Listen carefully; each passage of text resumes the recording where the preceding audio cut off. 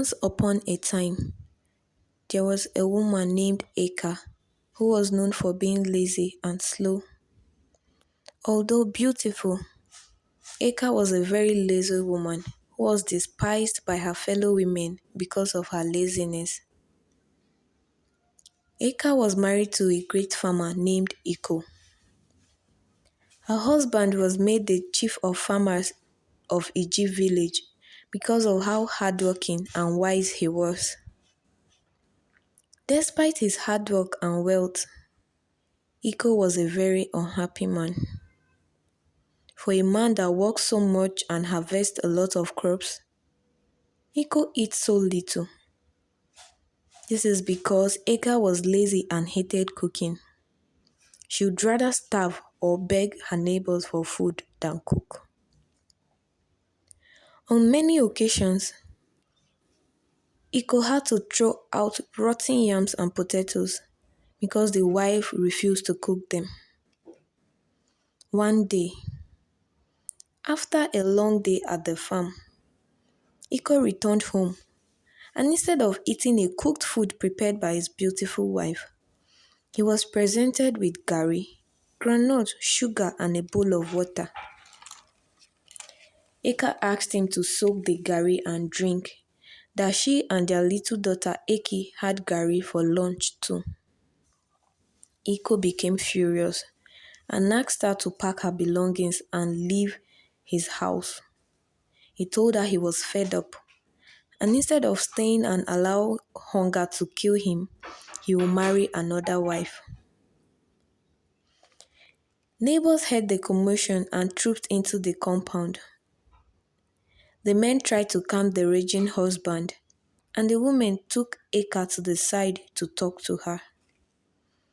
After much talks and promises, Eka was given another chance by her husband to turn a new leaf. It's been 3 months and everything is going well with Eka and her family. Eki, her daughter, looks healthier and happier, which makes Eka happy too. But old habits, they say, never die. Eka began cooking once in a day as opposed to the 3 to 2 times she cooks in a day. The husband noticed and called her attention to it. She apologized but did nothing about it. Slowly, the happiness in her home began to fade away. One cold night, something happened. The last straw that broke the camel's back. It rained all night heavily. Eka warmed up the remaining yam porridge for the family in the morning, and Iko went about his daily routine. Eki went to the next compound to play with her friends, and with the weather being chilly and the compound being quiet, void of any noise, Eka couldn't help herself. She slept all through the afternoon.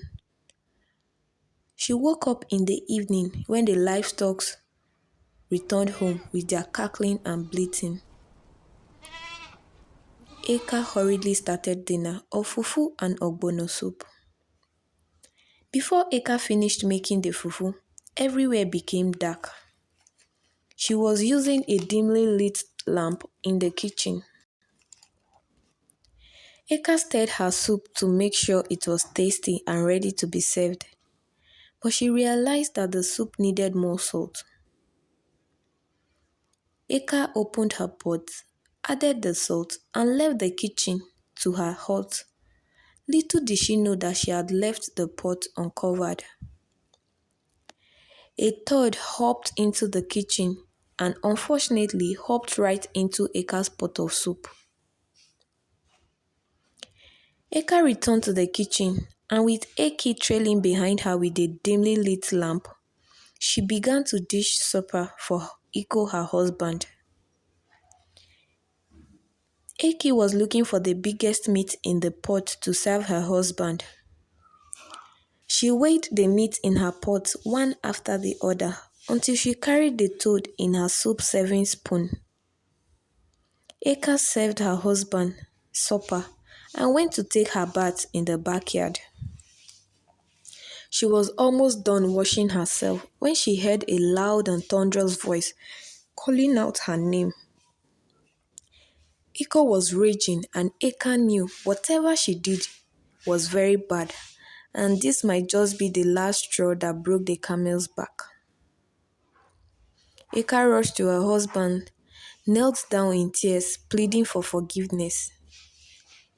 The husband explained to her how he finished eating, wanted to eat his meat, only to realize that the meat was weird and funny. Out of concern and curiosity, he took a closer look at the meat using the lantern only to discover it was a toad he almost ate.